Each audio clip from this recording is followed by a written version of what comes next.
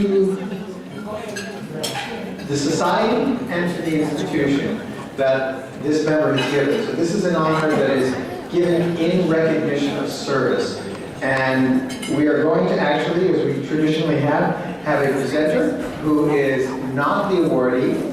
So I'm very glad to introduce Dr. Ben Lebwohl, who is going to be giving us the, well, I hope roasting, of the honoree for this award. Thanks very much. Good evening, everyone. I'll present the slides after my introduction. So thank you very much for coming.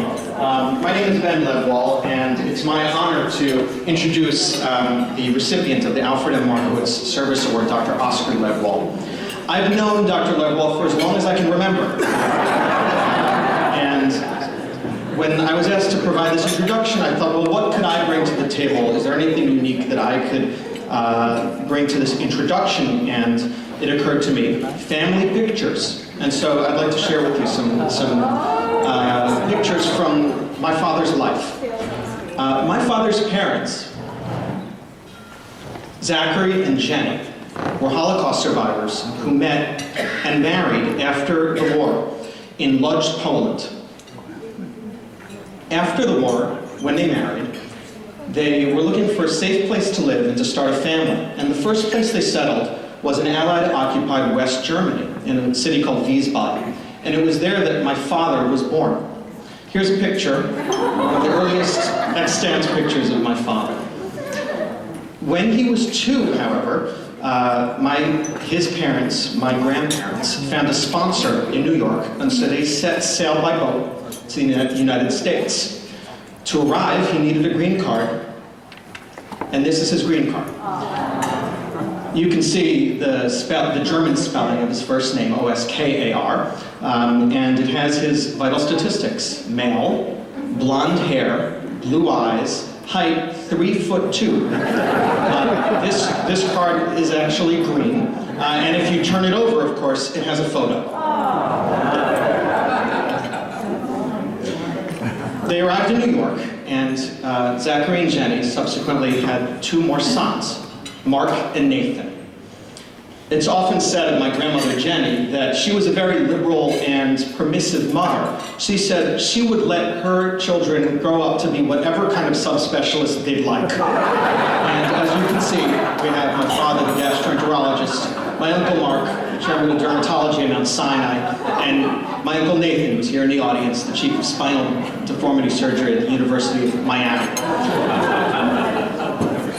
My father studied violin quite seriously, and when he was in high school, he was accepted into a program sponsored by Juilliard. It was there that he met a young pianist named Vida, who would be my mother.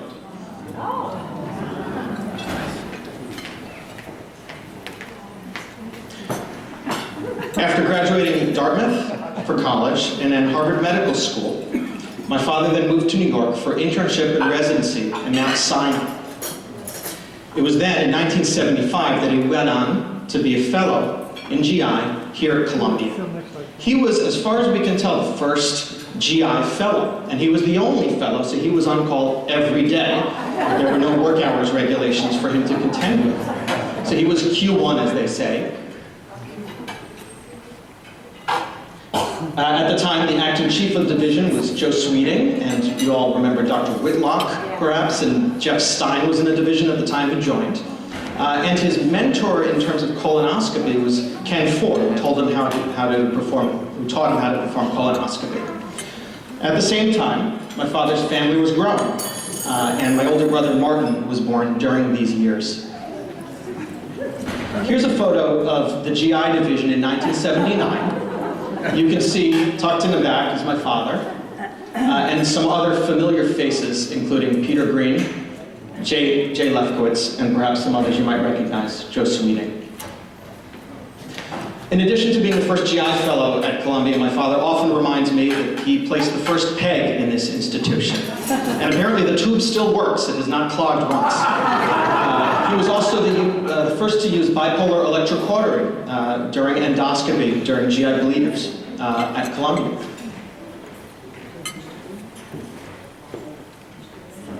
He was also one of the first to characterize the treatment of Hades syndrome, bleeding angiotasia in patients with aortic valve disease that resolved after aortic valve replacement, and this was published in the Annals of Internal Medicine.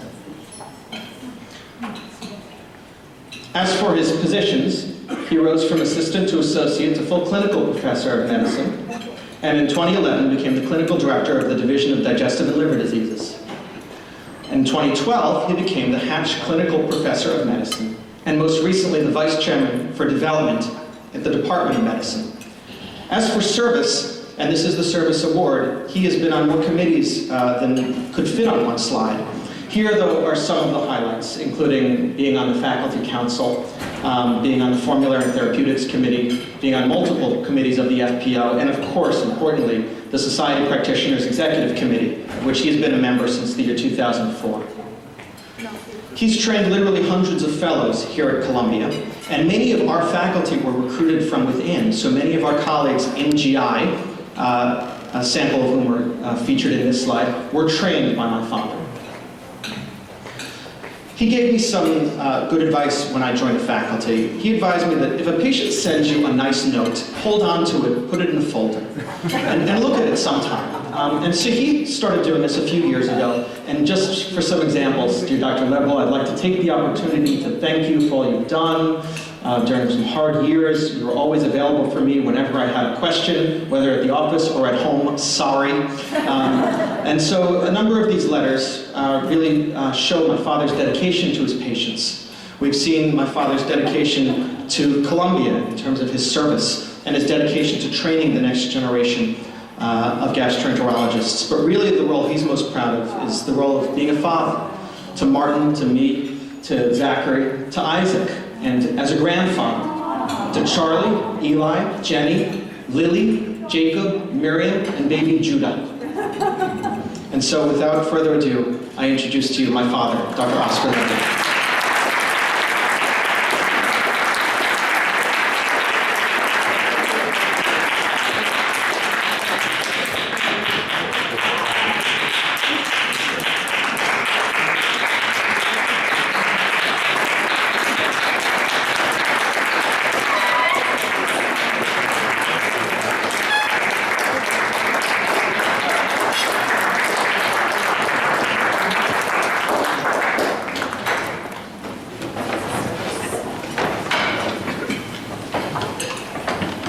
Thank you, Ben.